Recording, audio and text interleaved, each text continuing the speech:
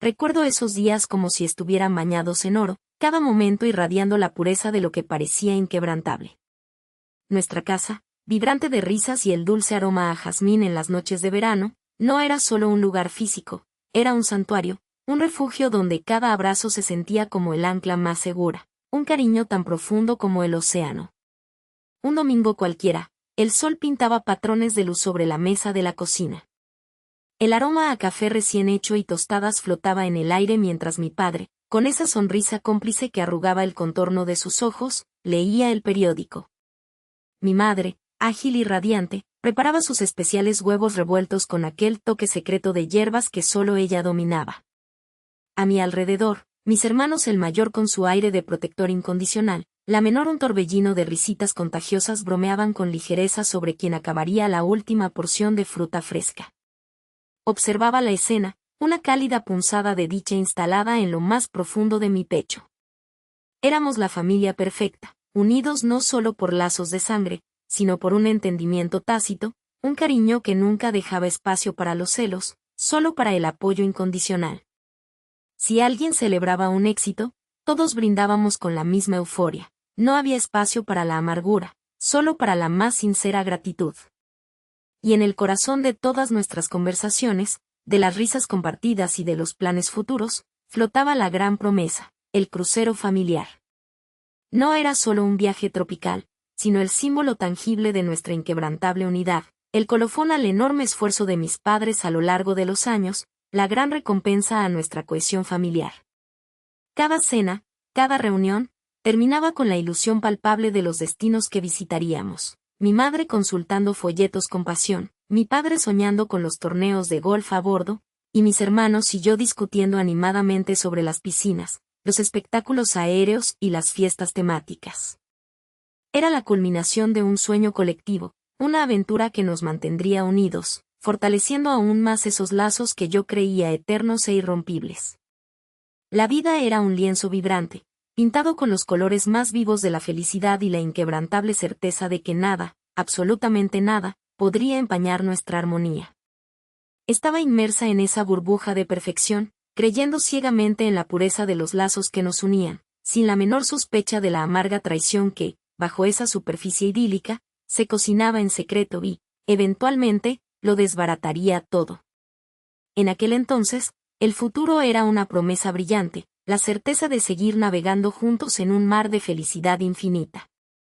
Estaba inmersa en esa burbuja de perfección, creyendo ciegamente en la pureza de los lazos que nos unían, sin la menor sospecha de la amarga traición que, bajo esa superficie idílica, se cocinaba en secreto y, eventualmente, lo desbarataría todo.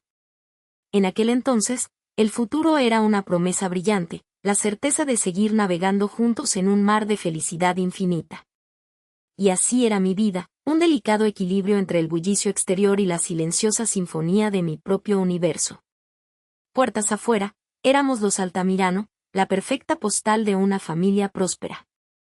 Mis padres, impecablemente vestidos, paseándose en los últimos modelos de coches de alta gama, comentando sus exitosos negocios tradicionales, inmobiliaria aquí, importaciones allá, siempre con un aire de grandiosa sofisticación. Mis hermanos, emulando la misma opulencia, sus redes sociales repletas de opulentos viajes internacionales, cenas en restaurantes Michelin y compras de diseñador que ascendían a cifras astronómicas. La sociedad nos veía como el epítome del éxito, la encarnación de la fortuna labrada con esfuerzo y astucia empresarial. Y en gran parte, tenían razón. La fachada era impecable, la envidia de muchos, el modelo a seguir para otros. Pero la realidad, como tantas veces, era un laberinto de espejos. Lejos del glamour y el constante desfile de bienes materiales, estaba yo. Sofía. Mi mundo era un santuario de silencio y concentración, un laboratorio privado donde la tecnología era mi única compañera. Mis días transcurrían entre algoritmos complejos y circuitos intrincados, investigando y desarrollando patentes tecnológicas que financiaba con cada fibra de mi ser, con cada hora de sueño robada, con cada sacrificio personal. Era un trabajo que me apasionaba, que me absorbía por completo, y del que pocos fuera de mis clientes conocían su verdadera magnitud. Ellos se preguntaban por qué yo, la hija, más discreta, no tenía la misma ostentación, los mismos coches deportivos o las mismas joyas rimbombantes. Mi misterioso trabajo independiente era motivo de comentarios velados, de sonrisas condescendientes en las reuniones familiares. Sofía es tan suya, decían con un matiz que no supe descifrar hasta mucho después, tan simple, tan ajena a los placeres de la vida. Yo sonreía, callaba, y dejaba que me subestimaran. Era mi escudo, mi discreción, mi forma de proteger un secreto que sostenía su castillo de naipes. Porque, aunque nadie lo supiera o quisiera reconocerlo, yo era el pilar invisible. La fuente silenciosa que nutrías gran parte de ese opulento estilo de vida. Un nuevo piso para mis padres en el barrio más exclusivo, colegiaturas universitarias para mis sobrinos en el extranjero, la constante renovación de la flota de coches de lujo, los tratamientos de belleza de mi madre que costaban fortunas, incluso las generosas aportaciones a los negocios tradicionales de mi padre cuando las cosas, misteriosamente, no salían como esperaban. Todo salía de un fondo, mi fondo, alimentado por mis patentes, por contratos millonarios que yo negociaba en la sombra, lejos de los flashes y los titulares. Yo les daba el oxígeno financiero que necesitaban para mantener esa burbuja de perfección inflada, para que los Altamiranos siguieran siendo los Altamirano a ojos del mundo. Y yo, ingenuamente, creía que ese sacrificio invisible era una extensión natural de mi amor, de nuestro inquebrantable vínculo familiar.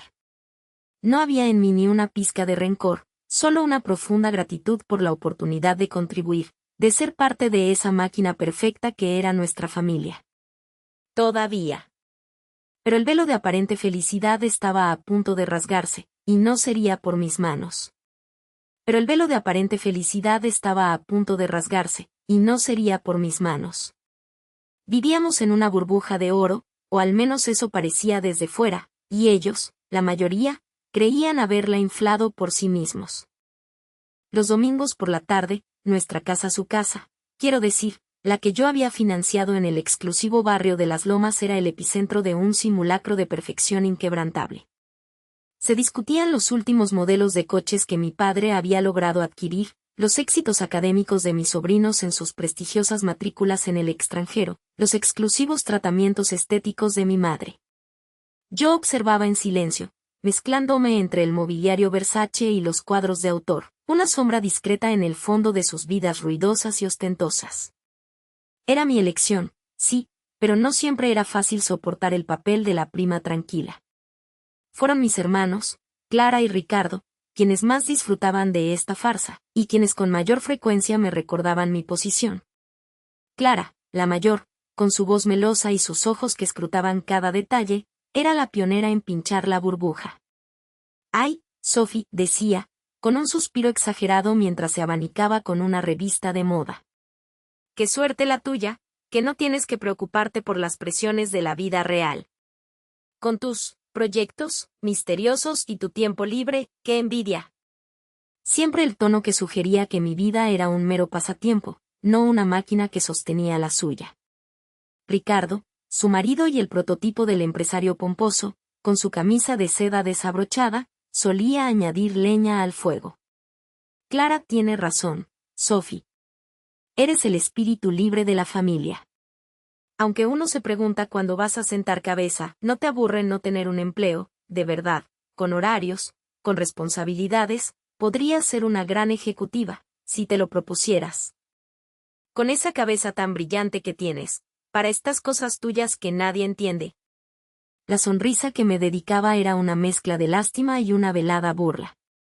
Implicaba que, a pesar de mi intelecto, mi elección de vida era una renuncia a la verdadera ambición, una huida de la realidad que ellos, mis benefactores inconscientes, afrontaban con tanta valentía.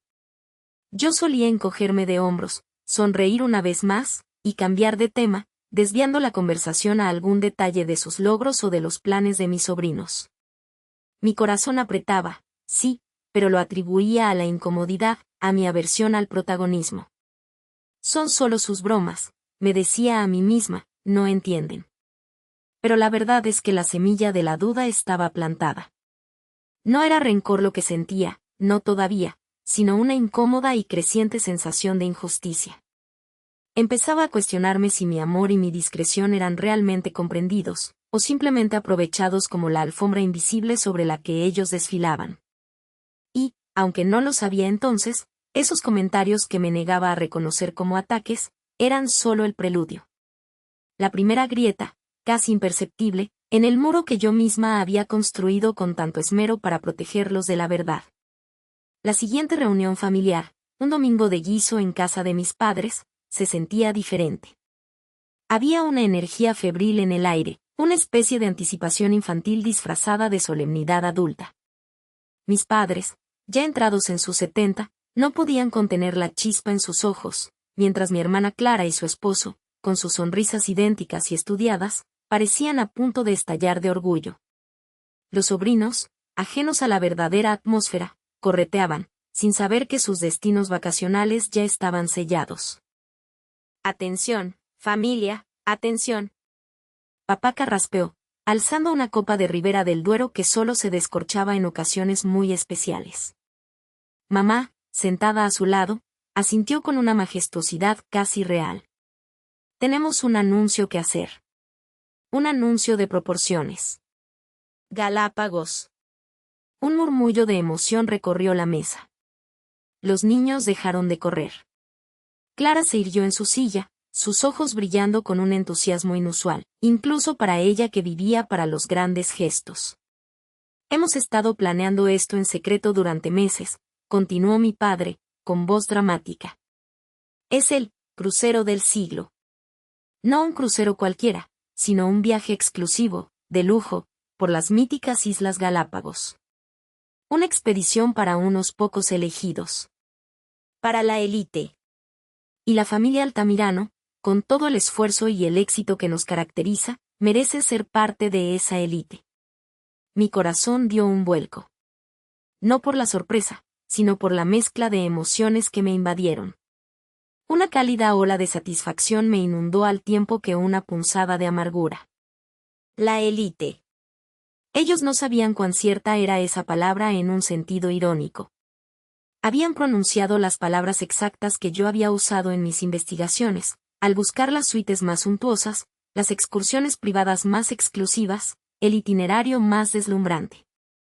Durante meses, me había sumergido en un laberinto de fideicomisos offshore, transferencias trianguladas, y pagos desde entidades corporativas pantalla que yo misma había creado. Un rompecabezas financiero complejo, diseñado con una precisión que habría hecho palidecer a cualquier fiscal, todo para asegurarme de que ni una sola traza llevara a mi nombre. El dinero, el mío, el fruto de madrugadas infinitas frente a algoritmos y mercados bursátiles que para ellos eran una jerga incomprensible, se había disfrazado de herencias olvidadas, inversiones fortuitas, o el gran golpe de algún lejano pariente. Sabía que se lo atribuirían a la suerte o a su propio mérito inmaculado. Y a mí me daba igual. O eso intentaba creer. «Galápagos», exclamó Clara, incapaz de contenerse. «¡Qué maravilla! ¿Y qué tan exclusivo es, papá? ¿Cuánto cuesta algo así?» Su tono era una mezcla de morbo y autocomplacencia. Quería saber el precio para regodearse en la magnitud de su próximo trofeo familiar. Mi padre sonrió, disfrutando de la expectación. «Demasiado para la mayoría, hija. Hablamos de cifras que te quitarían el aliento. Solamente la suite de nuestros padres, la más grande de todas, con vistas panorámicas y servicio de mayordomo las 24 horas, ya es una fortuna. Y, por supuesto, las suites de mis hijos y sus familias, y las excursiones privadas». «Ah, las excursiones». Nadar con tortugas marinas gigantes, avistar piqueros de patas azules, caminatas por paisajes volcánicos. Todo diseñado para una experiencia sin igual. Para gente que sabe apreciarlo mejor. Los sobrinos, con sus móviles pegados a las manos, empezaron a buscar fotos en línea de pingüinos y tortugas marinas. Sus gritos de asombro resonaban en el comedor. Mi corazón, a pesar de la punzada, o quizás por ella, se hinchó de un afecto intenso. Era por ellos, también, por quien lo había hecho. Para que mis padres vieran el mundo que siempre soñaron, para que mis hermanos tuvieran lo que envidiaban y mis sobrinos vivieran una aventura inolvidable. Esta era mi forma silenciosa de amar, mi trabajo real, mi esfuerzo monumental por darles la vida que creían merecer. Y la mejor parte, añadió mi madre, su voz vibrando con emoción, es que ya está todo reservado. Es una sorpresa, un regalo de la vida por el tesón de nuestra familia. Sonreí, una sonrisa que no llegó a mis ojos. Quería creer que la vida les estaba dando ese regalo. Pero la vida, en ese momento, era yo. Y el tesón de su familia, en realidad, era el mío, el planificado hasta el más mínimo detalle, el ejecutado con la precisión de un cirujano y la paciencia de un santo, el secreto guardado con la obstinación de un lobo solitario. Mi misión oculta había sido un éxito rotundo. Las reservas estaban hechas, los pagos completados, las fechas bloqueadas.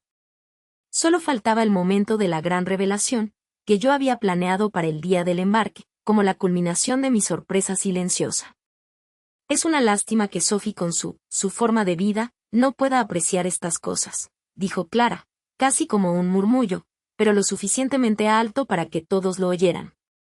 Aunque le encanta viajar, supongo que sus aventuras son más de mochila y albergue. Esto es otro nivel, ¿verdad, mamá? La familiar punzada regresó, esta vez más afilada. Mi sonrisa se tensó. El aire festivo se filtró con la misma condescendencia de siempre. A pesar de todo mi esfuerzo, de mi amor silencioso, seguía siendo la rara, la pobre que no entendía de cosas de verdad. La ironía era tan cruel que quemaba. Yo había sido el arquitecto silencioso de su ostentación, la mano invisible que movía los hilos para su crucero del siglo, y aún así, era incapaz de apreciar lo que yo misma les había brindado. Pero la semilla del rencor, que antes había sido una duda incómoda, estaba comenzando a brotar. No lo sabía con certeza, pero sentía que cada uno de sus comentarios, cada susurro despectivo, era una gota de lluvia cayendo sobre esa pequeña semilla, regándola en la oscuridad. El muro, antes solo agrietado, parecía vibrar a punto de ceder. Y yo, la arquitecta, me preguntaba si estaba construyendo una prisión o una fortaleza, conmigo atrapada dentro. La cena familiar había sido convocada bajo el pretexto de definir los últimos detalles del viaje. En la mesa de mamá, todo parecía exudar una pátina de opulencia forzada, el mantel que solo salía para Navidad, los cubiertos de plata que casi nunca usábamos, la luz tenue de los candelabros.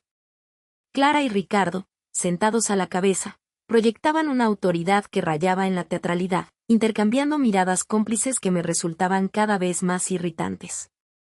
Mamá, como siempre, se limitaba a sentir, atrapada entre su fervor por mantener la paz familiar y su tácita aprobación de cualquier cosa que sus hijos exitosos dijeran. Bueno, familia, comenzó Ricardo, aclarando su garganta con una pomposidad exagerada, como saben, este crucero no es cualquier crucero. Es una experiencia de lujo, un evento para personas de cierta estatura. Clara asintió, su sonrisa como una hoja afilada. Exacto. La exclusividad es fundamental. Estamos hablando de círculos selectos, de conexiones valiosas. No podemos darnos el lujo de bajar el perfil del grupo. Sería una lástima. Mi estómago se contrajo. La punzada familiar se convirtió en un escalofrío que me recorrió la espalda. Presagiaba algo, un giro amargo que ya intuía. Pero me obligué a mantener la compostura, recordando mi propósito, mi plan. Todavía era la arquitecta silenciosa, la mente maestra detrás de su fachada de éxito. Es por eso, continuó Clara, enderezándose en su silla, los ojos fijos en mí con una frialdad calculada que no se molestaba en disimular, que Ricardo y yo hemos tenido que tomar una decisión difícil. Después de revisar la lista de invitados con la agencia de viajes, se nos ha informado que, debido a la alta demanda y la necesidad de mantener el nivel de los asistentes, nos hemos visto obligados a reducir el grupo. La frase flotó en el aire, densa como un veneno. Podría haber sentido el latido de mi propio corazón en las sienes. La copa de vino que sostenía tembló ligeramente en mis manos.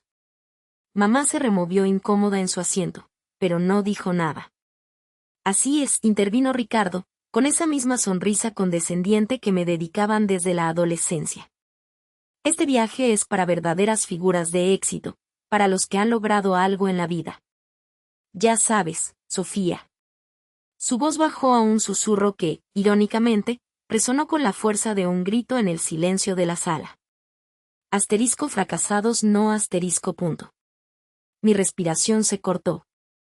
El aire se volvió de pronto pesado, frío.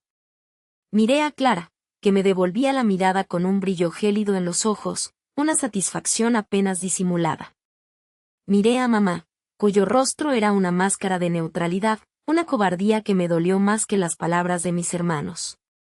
Mis aventuras de mochila y albergue, mi trabajo sin estatus, mi modestia que ellos confundían con pobreza, todo había desembocado en ese instante. Fui explícitamente declarada el fracaso de la familia, indigna de su magnificencia. La ironía era tan cruel, tan hiriente, que me robó el aliento. Yo, la persona que había gestado cada detalle, que había negociado cada precio, que había pagado hasta el último céntimo de ese crucero del siglo que tanto les importaba, acababa de ser oficialmente excluida, declarada inelegible para su propia generosidad. El muro no solo vibró, se derrumbó. Los fragmentos cayeron, no con estruendo, sino con un silencio mortífero dentro de mí. La semilla del rencor, que antes había sido una duda incómoda, ese pequeño brote regado por sus susurros despectivos, floreció en un instante, transformándose en un árbol de raíces profundas y ramas espinosas. No había dolor, no había lágrimas. Solo una frialdad helada, una lucidez aterradora. Entiendo, logré decir, mi voz sorprendiéndome por su calma. Era la calma de un lago congelado que ocultaba profundidades furiosas. Parece una decisión importante. Especialmente considerando lo mucho que ustedes, valoran el éxito.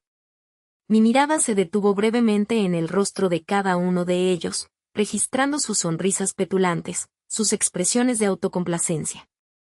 La sensación de ser una prisionera de mis propios sentimientos se disipó, reemplazada por una fuerza nueva, implacable. No estaba construyendo una prisión. Estaba erigiendo una fortaleza. Y ellos, sin saberlo, acababan de amurallar su propia salida. La venganza ya no era una posibilidad lejana, una tentación, era un imperativo, un propósito tan claro como el amanecer. Y sería gloriosa. Justa. Inolvidable. El eco de mis palabras se disolvió en el incómodo silencio de la sala. Uno por uno, observé sus rostros. Mis tías bajaron la mirada, ajustándose las pulseras. Mis primos asintieron levemente, casi imperceptiblemente, como autómatas programados para validar la exclusión. Mi madre se había encogido en su asiento, sus manos entrelazadas, una máscara de estudiada neutralidad. Ni una sola voz se alzó en mi defensa, ni una ceja se frunció en desacuerdo.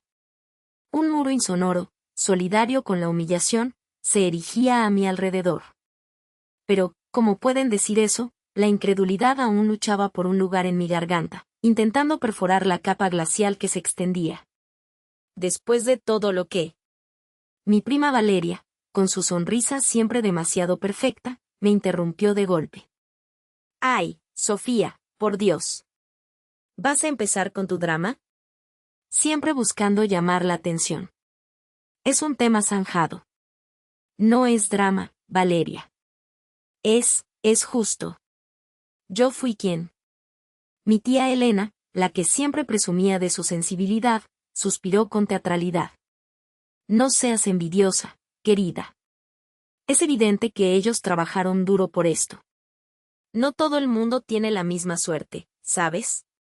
Su indirecta fue una cuchillada disfrazada de compasión. ¿Envidiosa yo? ¿De qué? ¿De su avaricia? Sentí un atisbo de cólera cálida en mis venas, una breve pausa en la helada calma. Pero no. No era el momento para estallidos. No con ellos. Esta era su puesta en escena final, su acto de coronación de la crueldad. Fue entonces cuando mi padre, sentado a la cabecera de la mesa, rompió el silencio con una voz grave, impregnada de una tristeza que sonó tan falsa como un billete de monopolio. Sus ojos, antes siempre llenos de orgullo simulado por mis logros, me miraron con una especie de lástima condescendiente. Hija, comenzó, y el apodo, antes un refugio, ahora sonó a sentencia. Entiendo que estés molesta. Pero, es por tu bien, créeme. No te sentirías cómoda en un ambiente así de exigente. Con tanto éxito reunido, las conversaciones giran en torno a cosas que quizás no entiendas del todo. Hizo una pausa, como si midiera el impacto de sus palabras. Ya sabes, niveles diferentes. Ya habrá otros viajes, más acordes a tus posibilidades. Algo más sencillo. Menos ambicioso. Cada palabra fue un golpe, no a mi ego, sino a la última hebra de amor filial que aún se aferraba a la esperanza. Menos ambicioso. Él, mi padre, me estaba rebajando, justificando mi ostracismo con una mentira piadosa, pero demoledora. Mis posibilidades. ¿Mis posibilidades? Si supieran. La burbuja de aire que me rodeaba se volvió gélida. La decepción se transformó en una claridad tan prístina que asustaba. No había desilusión que pudiera superarla. Este era el fondo. No el fondo del llanto, sino del vacío. De la comprensión absoluta. Ya no quedaba nada que perder, ninguna ilusión que romper. Solo la certeza de que mi camino estaba claro. La venganza no era ya una opción, era la única verdad. El escenario estaba listo. Mi fortaleza inexpugnable se había terminado de construir en ese instante. La fortaleza inexpugnable, que había crecido ladrillo a ladrillo con cada humillación, ahora era un bastión de hielo. El aire se había vuelto cortante, cada respiración un filo. Al día siguiente, la falsa pena de mi padre, las palabras hirientes de mi familia, se habían cimentado en mi mente, no como eco de dolor, sino como detonante. Era el momento de desatar la verdad, de arrojarles a la cara las cifras, las transferencias, los documentos que probaban lo que ellos se negaban a ver. La arquitecta de su comodidad, la fracasada, había sido yo. Con una serenidad que nacía de la nada, como una flor en el desierto, reuní las carpetas. Extractos bancarios, contratos de inversión firmados bajo seudónimos, recibos de las reformas de nuestra casa, incluso registros de las cuotas del consejo de dirección de esa empresa de papel que ellos creían manejar. Cada documento era una daga que sostenía en mis manos, afilada y lista. La confrontación ocurrió en el salón, el mismo lugar donde mi padre me había humillado. Necesitamos hablar, dije, mi voz extrañamente firme, desprovista de toda emoción. No había súplica, no había dolor. Solo una resolución pétrea. Mi padre, sentado en su sillón favorito, me miró con desdén. Mi madre, a su lado, jugaba con un collar, sus ojos esquivando los míos. Algunos de mis tíos estaban presentes, sus rostros una mezcla de aburrimiento y superioridad. El escenario era perfecto para la farsa familiar. ¿De qué se trata, Sofía? Más de tus dramas, espetó mi tío Carlos, siempre el más cínico. Ignoré su comentario. Durante años, han vivido una mentira. Han creído que su éxito, su comodidad, venía de su talento y esfuerzo. Pero la verdad es otra. Deslicé la primera carpeta sobre la mesa de café, revelando las pruebas de mis primeras inversiones, las que ellos creían que eran ganancias milagrosas. Estas son las aportaciones con las que se construyó todo. No fueron suyas. Fueron mías. Hubo un silencio tenso. Mi padre frunció el ceño. Mi madre finalmente me miró, con una expresión de sorpresa teñida de fastidio. ¿Qué tonterías estás diciendo, Sofía?, dijo mi padre, su voz subiendo de tono. Estás delirando. ¿Crees que puedes llegar aquí con estas invenciones y cambiar la historia? Invenciones, mi voz se alzó apenas un matiz. Aquí están las pruebas de las transferencias. Las fechas. Los montos. Cada inversión familiar, que los hizo ricos, cada pago de la universidad, cada lujo que se dieron, salió de mi trabajo. Deslicé más documentos, las pruebas claras y concisas, irrefutables. La reacción esperada fue el arrepentimiento, el shock. La realidad fue mucho más cruel. Delirios de grandeza, gritó mi madre, golpeando la mesa. Siempre fuiste una niña fantasiosa. ¿Ahora nos vas a decir que eres la mente maestra detrás de todo? No seas ridícula. Mi padre se levantó, su rostro rojo de ira. Eres una mentirosa crónica, Sofía. Una manipuladora. ¿Crees que con estos papeles falsos puedes empañar el nombre de esta familia? Nos hemos sacrificado por ti. Las palabras me golpearon, pero ya no dolían en el mismo lugar. Eran combustible. ¿Sacrificio? Yo lo sacrifiqué a ustedes. Les di todo, creyendo en su amor, en su apoyo. Y ustedes me arrojaron a la basura como si fuera un estorbo. La furia escaló. Mi tío Carlos se rió con desprecio. Ah, la pobre Sofía, la víctima. Con razón estás tan amargada. Siempre fuiste un fracaso en la vida real, así que ahora inventas una fantasía para sentirte importante. Siempre fuiste la oveja negra, la que no encajaba, añadió mi tía Elena, su voz dulce como veneno. Habían cruzado la línea. Mis ojos, antes solo fríos, ardieron con una llama gélida que era mi único consuelo. Las palabras se sucedían, una avalancha de acusaciones, ingrata, loca, envidiosa. No les importaban las pruebas, porque romperían su engaño, su cómoda fantasía. No te atrevas a llamarme fracasada, dije, casi en un susurro, pero un susurro cargado de una promesa mortal. Mi padre, con una sonrisa torcida, sacó su propio teléfono. Esto prueba que tu locura no tiene límites. Ya me he ocupado de tus jueguitos. Esas cuentas, tus inversiones, están congeladas. Usamos nuestros contactos. Digamos que el Consejo de Dirección ha votado tu expulsión. Definitiva. No eres parte de esto. El shock no fue por la noticia, sino por la bajeza. Habían usado mis propios contactos, mis propios recursos, para despojarme. Pero no había dolor, solo una fría confirmación de cuán lejos estaban dispuestos a llegar. Luego, mi madre, con una crueldad que nunca le había visto, me arrojó una pila de cartas. Y esta casa no es tuya, Sofía. Nunca lo fue. Es de la familia. Es hora de que te vayas. A tu fracaso personal. Tienes 24 horas para recoger tus cosas. Esta casa no es para gente como tú. Me habían despojado de todo. De mi dinero, de mi nombre en su fraudulenta empresa, de mi hogar, de la ilusión de una familia. Pero en ese despojo, me habían liberado. Ya no había cadenas. Ya no había nada que perder. La oscuridad se cernía, pero no me ahogaba. En ella, vi mi propósito. Era el fondo, sí, el final de todo lo conocido. Pero también era el suelo firme desde donde construiría mi propio imperio de justicia. Y entonces, ellos, la familia, conocerían el verdadero significado de la palabra fracaso. Las 24 horas transcurrieron en una neblina densa y opresiva. Cada objeto que envolvía en cajas de cartón, cada libro, cada foto, era un recordatorio tangible de la vida que me habían arrebatado, no con violencia física, sino con la fría y calculadora crueldad de quienes creían tener el derecho divino de moldear mi existencia a su antojo. No hubo lágrimas. Había llegado a un punto donde el dolor se congelaba, se cristalizaba en una armadura interna.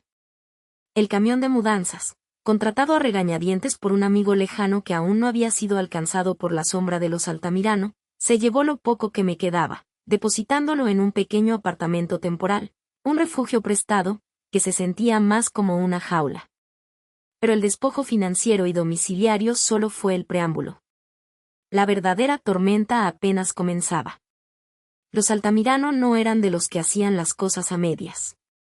Su objetivo no era solo quitarme lo material, sino pulverizar mi identidad, convertirme en un paria social, una advertencia viviente para cualquiera que osara desafiarlos. Al día siguiente, la pantalla de mi teléfono vibró sin cesar. No eran mensajes de apoyo, sino enlaces. Enlaces a periódicos digitales, portales de chismes de la alta sociedad, incluso foros de opinión. Los titulares eran dagas.